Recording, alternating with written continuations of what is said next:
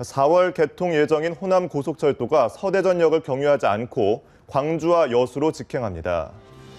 국토교통부는 어제 이 같은 내용의 KTX 운행 계획 방향을 확정했다고 밝혔습니다.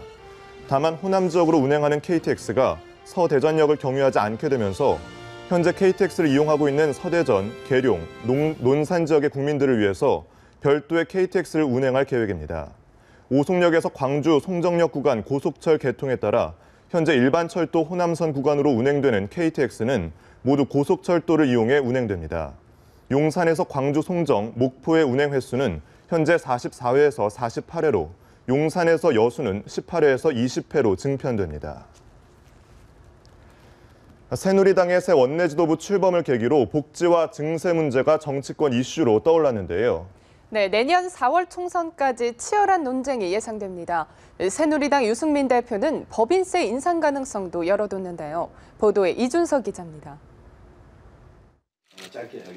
새누리당 비박계 원내지도부 출범을 계기로 촉발된 복지와 증세 논쟁.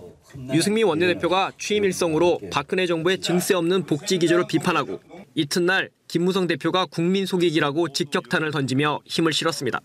여기에 야당은 법인세 인상을 통한 원상복구를 요구하며 증세론에 군부를 떼고 있습니다. 증세 없이 복지가 불가능하다는 데엔 여야의 공감대가 형성된 상황. 하지만 무게중심은 다릅니다. 대체로 여당이 복지 구조조정에 무게를 두는 반면 야당은 증세를 강조하고 있습니다. 여당은 무분별한 무상복지 혜택부터 조정하자는 쪽이지만 야당은 가뜩이나 취약한 복지를 줄이기보다는 재원 문제를 해결하기 위해 증세에 나서라는 겁니다. 세수 확보에서도 야권은 전임 이명박 정부의 법인세 감세부터 되돌리라고 요구하고 있지만 여권은 법인세 인상은 안 된다는 입장입니다. 당장 새누리당에서도 강론에선 의견 차이가 있습니다. 김무성 대표가 무상복지 축소에 무게를 두는 뉘앙스인 반면 유승민 원내대표는 최소한 현재의 복지 수준은 유지하자는 기류입니다. 금기시대에 온 법인세 인상에 대해서도 김무성 대표가 제일 마지막에 할 일이라며 거리를 두는 것과 달리 유 원내대표는 그 가능성을 열어두는 분위기입니다. 만약 우리가 세금을 올려야 된다면 법인세도 성역이 돼서는 안 된다. 이 정도 입장은 갖고 있습니다. 증세냐 복지 축소냐 어느 쪽이든 유권자들에게 거부감이 크다는 점에서 총선을 앞두고 논쟁은 불가피해 보입니다. 연합뉴스TV 이준서입니다. 지난해 우리나라의 국내 총생산 대비 복지 예산 비율이 경제협력개발기구 OECD 국가 중 가장 낮은 것으로 나타났습니다. OECD 등에 따르면 지난해 기준으로 우리나라의 GDP 대비 사회복지 지출 비율은 10.4%로 OECD 28개 조사 대사국 가운데 최하위였습니다.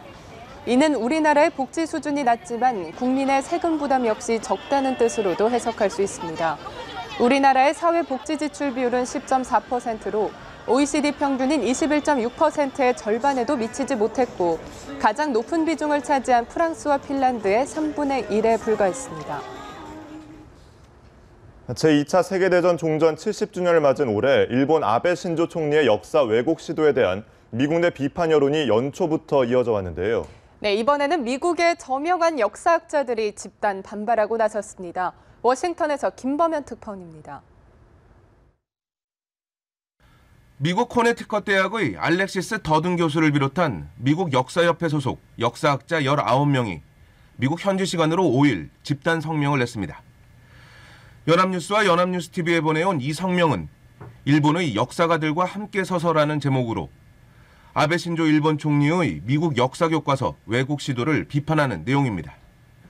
역사학자들은 성명에서 2차 세계대전 당시 일본 제국주의의 야만적인 성착취 시스템으로 고통을 겪은 일본군 위안부에 대한 역사교과서 기술을 억압하려는 시도에 경악을 금치 못한다고 적었습니다. 국가나 특정 이익단체가 정치적 목적으로 출판사나 역사학자들에게 연구 결과를 바꾸도록 압력을 가하는 데 반대하며 어떤 정부도 역사를 검열할 권리가 없다는 점을 강조했습니다. 지난달 미국 매크로웰 출판사가 펴낸 역사교과서의 위안부 관련 기술이 잘못됐다는 아베 총리의 주장을 정면 비판한 겁니다.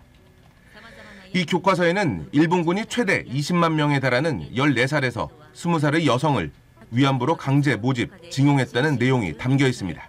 이들 역사학자는 일본군 위안부 문제에 대해 많은 여성이 본인의 의사에 반해 징집됐고 이동의 자유가 없는 최전선의 위안소로 끌려갔다며 논쟁의 여지가 없다는 점도 분명했습니다. 그러면서 우익 극단주의자들이 역사적 사실을 기록하는 언론과 학자들을 위협하고 있다며 2차 세계대전 당시 악행과 관련한 사실을 기록하는 일본, 그리고 다른 지역의 역사가들과 함께할 것이라고 강조했습니다. 미국 역사학자들이 특정 현안을 놓고 이처럼 집단 성명을 낸 것은 극히 이례적인 일로 아베 정권의 역사 왜곡 시도에 대한 미국 내 반대 여론이 확산되며 외교적 파장까지 예상됩니다. 워싱턴에서 연합뉴스TV 김범현입니다. 박근혜 대통령은 북한이 대한민국까지 오지 않아도 사이버를 통해 얼마든지 사회를 혼란시키고 여론을 조작할 수 있다고 밝혔습니다.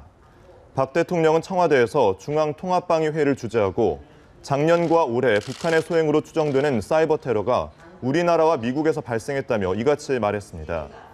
또한 북한의 위협은 변함없을 뿐 아니라 오히려 다양한 방법을 동원해 증가하고 있다며 확고한 군사 대비 태세를 확립할 것을 주문했습니다. 최근 이명박 전 대통령이 회고록을 통해 남북 사이의 비공개 접촉 과정을 구체적으로 공개했는데요. 네, 북한이 이래서야 민족의 중대사를 논의할 수 있겠느냐며 이 전 대통령을 비난하고 나섰습니다. 신세롬 기자입니다. 회고록 대통령의 시간을 통해 북한이 2009년 비공개 접촉에서 남북 정상회담의 대가로 100억 달러 등을 요구했다고 밝힌 이명박 전 대통령. 북한의 대남기구인 조국평화통일위원회 조평통이 이 전 대통령을 향해 막말을 쏟아냈습니다. 대변인은 차마 입에 담기 어려울 정도의 거친 표현을 써가며 이 전 대통령이 북남 순회상봉 문제를 거들며 그 논의 과정을 완전히 오도해 흑백을 전도한 것이야말로 철면 피해 극치라고 주장했습니다. 그러면서 이 전 대통령이 통치 위기의 출로를 찾기 위해 북한의 특사 파견과 정상회담 등을 구걸해왔다고 주장했습니다. 조평통은 우리는 검은 것도 희다고 철면이하게 우겨대는 이 전 대통령 같은 무지막지한 사람들과 앞으로 민족의 중대사를 논의할 수 있겠는지 심각히 우려하지 않을 수 없다고 밝히기도 했습니다. 통일부의 협상 파트너이기도 했던 조평통이 직접 남북대화 가능성의 회의를 표명함에 따라 회고록이 남북관계에 악영향을 줄 것이라는 우려가 현실화되는 것 아니냐는 관측도 나옵니다. 북한은 회고록이 북남 관계를 최악의 파국으로 몰아넣은 책임을 모면하고 이 전 대통령을 향한 규탄 여론의 초점을 다른 데로 돌려보려는 것이라고 비난했습니다. 연합뉴스TV 신세롬입니다. 새정치민주연합이 박종철 군 고문치사 사건의 담당 검사였던 박상욱 대법관 후보자의 자진 사퇴를 촉구하면서 청문회에 참여하지 않겠다고 밝혔습니다. 네, 또 이완구 총리 후보자의 청문회 준비도 증인 채택 문제를 놓고 진통을 겪고 있습니다. 성승환 기자입니다. 탁하고 치니 억하고 죽었다는 말로 잘 알려진 박종철 군 고문치사 사건. 1987년 1월 서울 남영동 대공분실에 불법 연행돼 잔악한 고문 끝에 숨진 사건으로 5개월 뒤 6월 항쟁에 도화선이 됐습니다. 새정치연합은 당시 담당 검사였던 박상욱 대법관 후보자의 인사청문회를 거부하겠다고 밝혔습니다. 사건을 축소 은폐하고 30년간 침묵으로 일관한 박 후보자가 대법관이 되는 건 민주주의를 부정하는 일이라며 자진 사퇴를 촉구했습니다. 이미 역사적 사실로 나와 있고 거기에 대해서는 본인이 사과하고 또 어떤 심경을 이야기해서 해결될 일이 아니고 거기 반드시 해야 될 것은 사퇴하는 것만이 제대로 맞다 이렇게. 야당은 박 후보자가 고문에 참여한 경관이 더 있었음을 알고도 수사를 그냥 덮은 사실도 확인됐다며 더 이상의 청문은 무의미하다고 주장했습니다. 새누리당은 직접 해명할 기회는 줘야 한다는 입장입니다. 당사자 해명을 듣기 전에는 성급한 의견이 아니신가 그런 말씀을 분명히 좀 드리고요. 여야는 이완구 총리 후보자 청문회의 증인 채택 문제를 놓고도 다시 충돌했습니다. 새정치연합은 이 후보자의 교수 경력을 문제 삼으며 손종국 전 경기대 총장을 증인으로 채택할 것을 요구하고 있습니다. 10년 동안 교수로 재직하면서 단 한 차례도 강의를 하지 않았다고 합니다.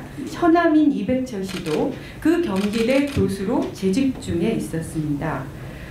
인맥에 의한 부적절한 임용의 가능성도 궁금하지 않으십니까? 이 후보자의 황제특강 의혹이 불거진 우송대 이사장을 부르는 문제를 두고도 줄다리기를 이어가고 있습니다. 연합뉴스TV 성소환입니다.